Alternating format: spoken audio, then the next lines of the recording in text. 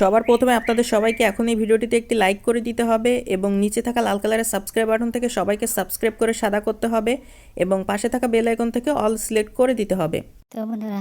বেনিকন বলে আমরা যারা ভিডিওর মাঝে দিয়ে কারো কমেন্ট রান্না করে শুরু থেকে শেষ পর্যন্ত মনোযোগ সহকারে ভিডিওটি সম্পূর্ণ দেখুন। তো দেখুন, প্রান্তিক পর্যায়ে অর্থাৎ প্রাথমিক অবস্থায়